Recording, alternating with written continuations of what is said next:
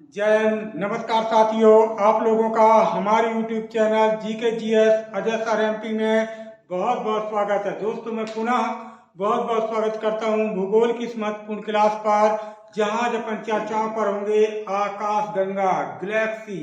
तो दोस्तों, हमारी पृथ्वी की क्या होगी आकाश गंगा, कैसी होगी आकाश गंगा की आकृति, किसे कहेंगे आकाश गंगा। तो ले चलते हैं आपको आकाश गंगा की सैर कराने दोस्तों। तो बात करेंगे आकाश गंगा। जैसे कि आप देख पा रहे होंगे, आकाश गंगा आपके समक्ष डायग्राम बना दिया गया है आकाश गंगा। तो देख रहे हैं दोस्तों, किस प्रकार की होती है आकाश गंगा। ये रहा आपका ब्रह्मांड और ये रही आपकी आकाश गंगा। तो देख रहे हैं दोस्तों, कितने स्टार चमकते हुए नजर आ रहे हैं आपको आकाश गंगा में। तो पहला क्वेश्चन यहीं से निकल कर आता है कि किसे कहेंगे आकाश गंगा। तो दोस्तों याद रखिएगा कि आकाश गंगा किसे कहेंगे। असंख्य तारों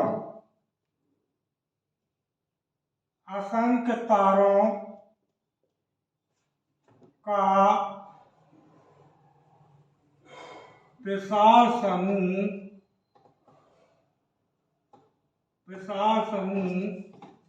असंख्य तारों का विशाल समूह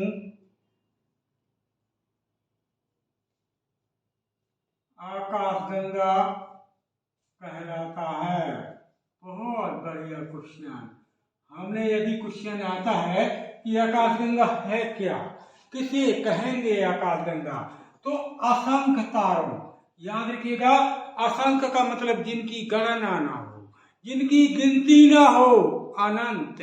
असंख्य तारों का विशाल समूह, विशाल यानी बड़ा, व्यापक, विस्तृत। क्लियर ना दोस्तों। असंख्य तारों का विशाल समूह आकाश गंगा कहलाता है। तो क्लियर हुआ दोस्तों।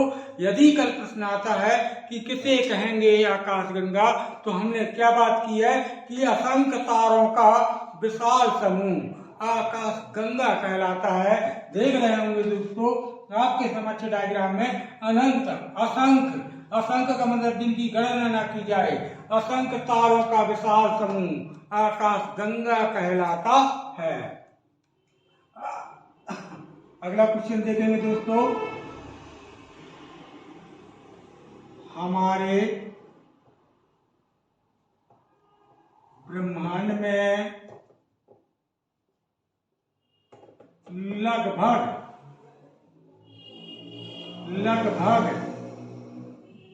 100 अरब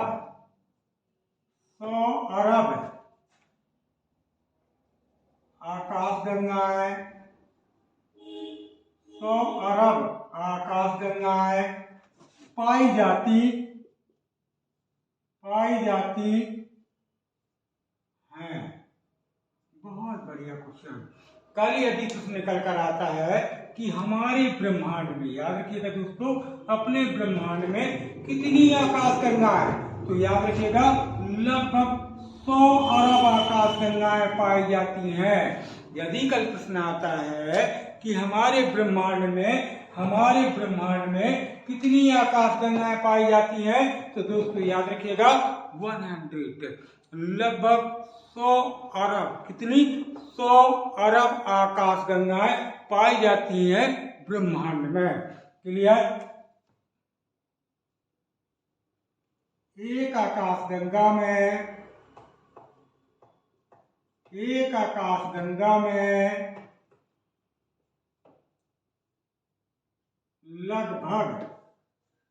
लगभग 100 अरब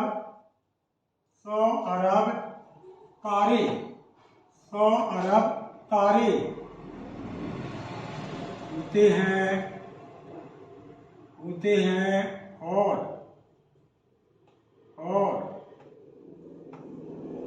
सूर्य एक तारा है। दोस्तों हमने क्या बात की कि हमारे ब्रह्मांड में लगभग 100 अरब आकाश गंगाएं, कितनी 100 अरब आकाश गंगाएं पाई जाती हैं। और एक आकाश गंगा में, याद रखिएगा दोस्तों, हमारे ब्रह्मांड में 100 अरब आकाश गंगाएं पाई जाती हैं। आकाश गंगा होती क्या है? असंख्य तारों का विशाल समूह आकाशगंगा कहलाता है। और ब्रह्मांड में इनकी गिनती कितनी है? लगभग 100 अरब। और एक आकाशगंगा में लगभग 100 अरब तारे होते हैं। और सूर्य क्या है? तारा। दोस्तों हमने बात की स्टार कि एक आकाशगंगा में 100 अरब तारे होते हैं, सूर्य एक तारा है। मैंने सूर्य ये नहीं बात की है कि 100 अरब सूर्य पाए जाते हैं। सूर्य जैसे तारे, याद रखिएगा, 100 अरब तारे, यानी एक आकाशगंगा में कितने अरब तारे? लगभग 100 अरब तारे पाए जाते हैं। कितने?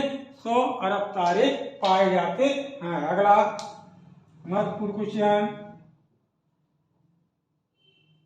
पृथ्वी की आकाशगंगा का नाम, आकाशगंगा का नाम मंदाकिनी, मंदाकिनी या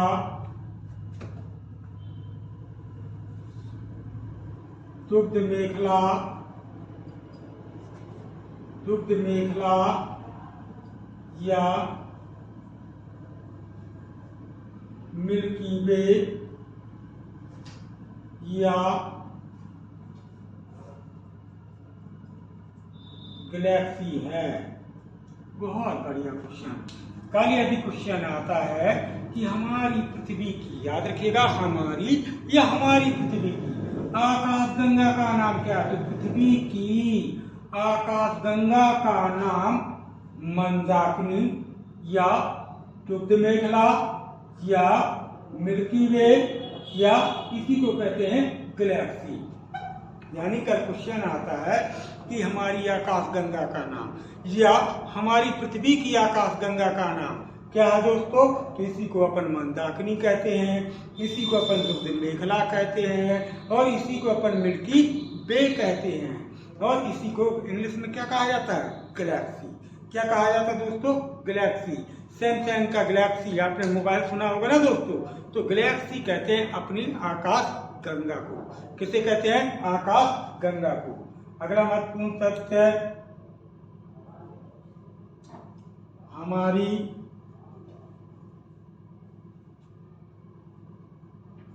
आकाशगंगा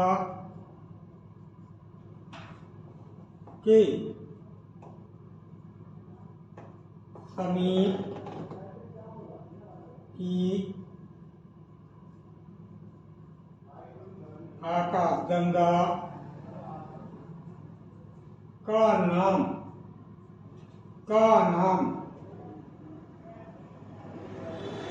एंड्रोमेडा, एंड्रोमेडा, जिसे देवयानी, देवयानी भी कहते हैं, देवयानी भी कहते हैं। क्लियर? हमने क्या बात की दोस्तों कि जो हमारी पृथ्वी की आकाशगंगा है उसे मंदाकिनी कहते हैं, उसी को दुग्ध मेखला कहते हैं, उसी को मिल्की वे कहते हैं, और उसी को गैलेक्सी कहते हैं। लेकिन हमारी आकाशगंगा के समीप यानी नियर यानी पास की आकाशगंगा का नाम क्या है दोस्तों? तो उसका नाम है एंड्रोमेडा, और इसी को एक कहते हैं दोस्तों देवयानी। यानी जो हमारी आकाशगंगा के पास की आकाशगंगा का है दोस्तों, उसे अपन एंड्रोमेडा कहते हैं, या उसी को अपन देवयानी कहते हैं, चाहे आकाशगंगा। याद रखिएगा, हमारी पृथ्वी की आकाशगंगा के जो नजदीक यानी समीप यानी पास यानी नियर की आकाशगंगा है उसे अपन एंड्रोमेडा या देवयानी कहते हैं। क्लियर? क्या कहते हैं दोस्तों? एंड्रोमेडा या देवयानी। अगला, हमारी आकाशगंगा, हमारी आकाशगंगा, हमारी आकाशगंगा की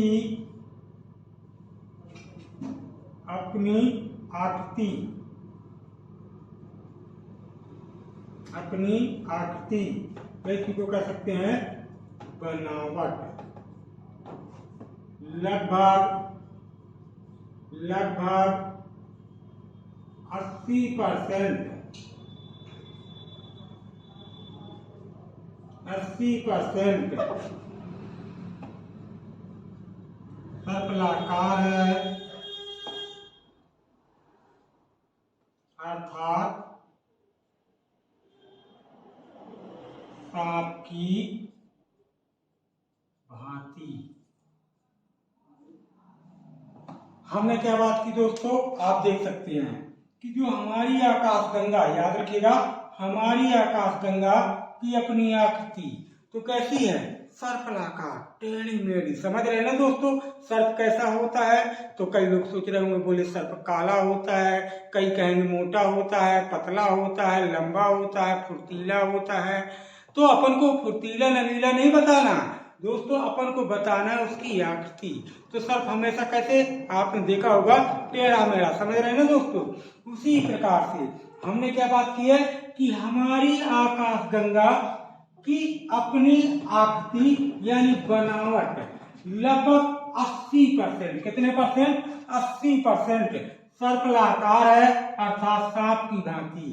यानी कल प्रश्न आता है कि हमारी आकाशगंगा की अपनी आकृति कैसी है, बनावट कैसी है। तो दोस्तों याद रखिएगा, हमारी पृथ्वी की आकाशगंगा जिसे अपन मंदाकिनी या दुग्ध मेखला या गैलेक्सी या मिल्की वे कहते हैं, उसकी अपनी आकृति या उसकी अपनी बनावट लगभग 80%, लगभग 80% कैसी दोस्तों, सर्कलाकार। सर्कलाकार का मतलब सांप की भांति, टेढ़ी मेढ़ी। क्लियर है ना दोस्तों, कैसी है, सर्कलाकार। अगला दोस्तों,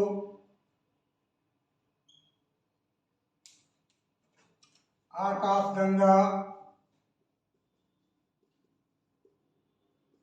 आकाशगंगा का केंद्र, केंद्र ये रहा है, देख सकते हैं दोस्तों, ये रहा है। आकाशगंगा का केंद्र बल्ब कहलाता है, बल्ब कहलाता है, कहलाता है जहां अत्यधिक, अत्यधिक तारों का, तारों का संकेंद्रण, संकेंद्रण पाया जाता है, पाया जाता है। हमने क्या बात की दोस्तों कि आकाशगंगा का जो केंद्र है, आकाशगंगा का केंद्र बल्ब कहलाता है। क्या कहलाता है, बल्ब कहलाता है, जहां अत्यधिक तारों का संकेंद्रण, तारों का संकेंद्रण पाया जाता है। क्लियर दोस्तों, क्या पाया जाता है, अत्यधिक तारों का संकेंद्रण पाया जाता है। यदि कल प्रश्न आता है कि जो आकाशगंगा है उसका अपना केंद्र क्या कहलाता है, जैसे उन्होंने कहा भारत का केंद्र, उन्होंने कहा बैतूल, उन्होंने कहा मध्य प्रदेश का केंद्र, उन्होंने कहा विदिशा, उन्होंने कहा धरती का केंद्र, उन्होंने कहा उज्जैन में मंगलनाथ मंदिर। क्लियर, उन्होंने कहा पृथ्वी का केंद्र, उन्होंने कहा क्रोध, उन्होंने कहा सूर्य का केंद्र का कोरोना। समझ रहे ना, उसी प्रकार से जो आकाशगंगा का केंद्र है दोस्तों वह कहलाता है बल्ब, और यहाँ पर अत्यधिक पाया जाता तारों का संकेंद्रण यानी घनत्व। क्या पाया जाता, तारों का संकेंद्रण। अगला,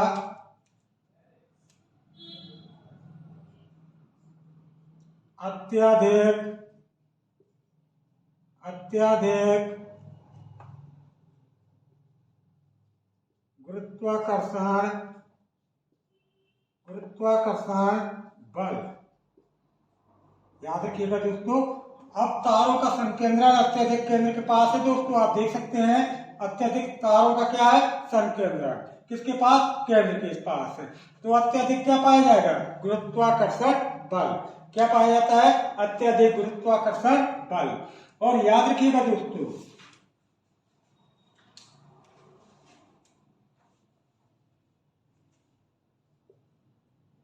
केंद्र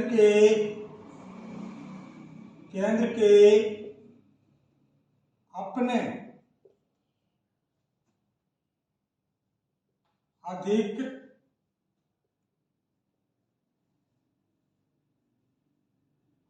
गुरुत्वाकर्षण बल के कारण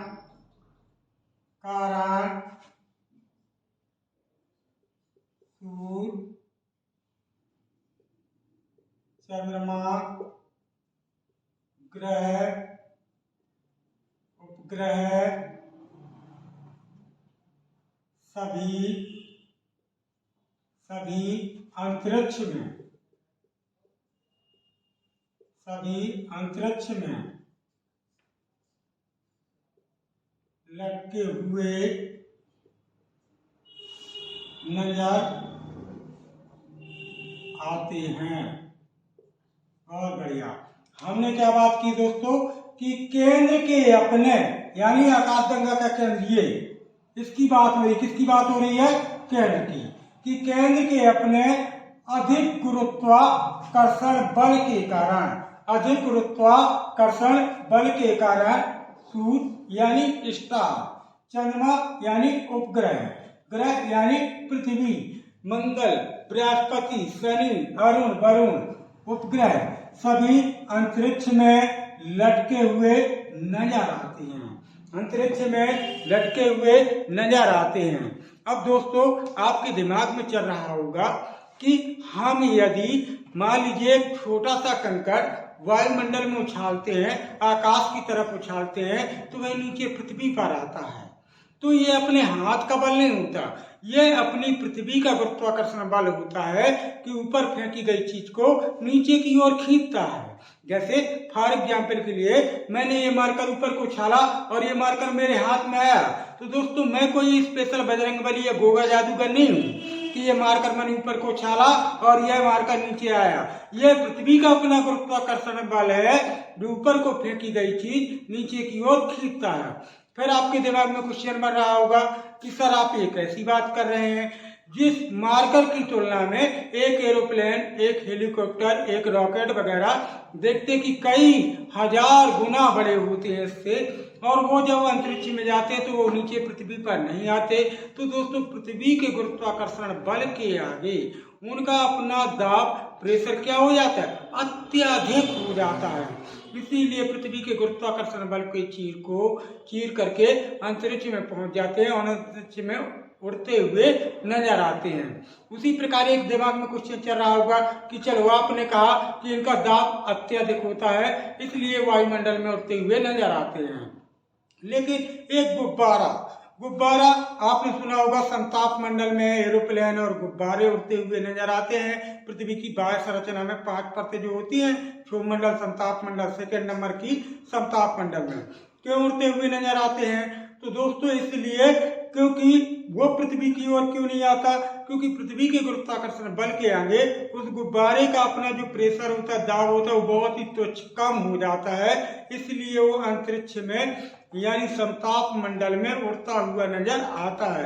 परंतु दोस्तों याद रखिएगा, गुब्बारा संताप मंडल में वही उड़ेगा जिसमें क्या भरी जाएगी? आपकी मान लीजिए हीलियम गैस। कौन सी गैस? Helium gas. अब सोचो कि अपन मुंह से CO2 भरे, कार्बन डाइऑक्साइड भरे और फिर उसको संताप मंडल में उड़ाएं, तो दोस्तों ये संभव नहीं होता क्योंकि CO2 एक भारी गैस होती है और उसकी तुलना में हीलियम गैस हल्की होती है। इसीलिए जो हीलियम गैस से भरे जाते गुब्बारे अर्थात जिनमें हीलियम गैस भरी होती है वो संताप मंडल में उड़ते हैं, और जो मुंह से फुला के डायरेक्ट उड़ाए जाते हैं वो अपने यहीं कहाँ पर? भारी होने के कारण यह गैस अपने वायुमंडल में ही उड़ते हैं और फटफटा के फूट भी जाते हैं।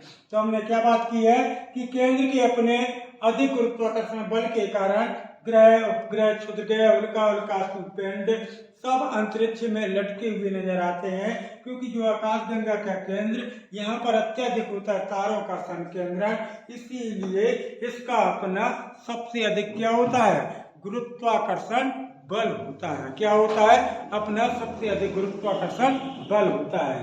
क्लियर? अगला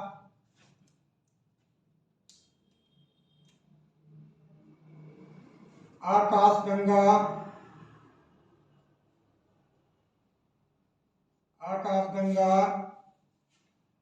कि अपनी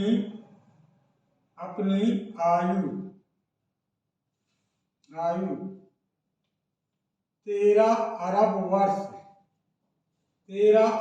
वर्ष होती है। बहुत बढ़िया क्वेश्चन। अब दोस्तों आप सोच रहे होंगे भाई आकाशगंगा भी मरेगी क्या? तो भाई साहब गीता, अब गीता क्या है? किसी लड़की का नाम या किसी हीरोइन का नाम नहीं ले रहा हूँ। हिंदू धर्म से संबंधित एक धार्मिक ग्रंथ है जिसमें 700 श्लोक शामिल हैं। तो गीता में कृष्ण ने कहा है कि जो जन्मः सो निश्चित नासा और जो नासा सो पुनः प्रकाशा, अर्थात जिसका जन्म हुआ है उसका मरण निश्चित है और जिसका मरण होगा उसका पुनः जन्म निश्चित है। तो आकाशगंगा की आयु कितनी है? 13 अरब वर्ष। जैसे आकाशगंगा की आयु कितनी है? 13 अरब वर्ष।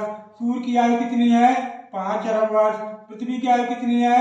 4.60 अरब वर्ष। और चंद्रमा की आयु कितनी है? 4.36 अरब वर्ष। और मध्य प्रदेश में पुरुषों की आयु कितनी है? 60 वर्ष। और स्त्रियों यानी फीमेल की आयु कितनी है? तो 57 वर्ष। क्लियर दोस्तों? तो उसी प्रकार से हमने अगर बात की है कि आकाशगंगा की अपनी आयु कितनी होती है, तो दोस्तों याद रखिएगा 13 अरब वर्ष होती है आकाशगंगा की अपनी आयु। तो क्लियर हुआ कि आकाशगंगा है क्या?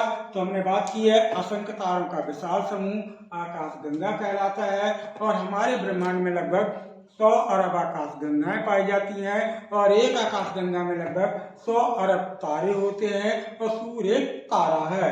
हमने बात की कि जो पृथ्वी की आकाशगंगा उसे अपन मंदाकिनी या दुग्ध मेखला या मिल्की वे या गैलेक्सी भी कहते हैं।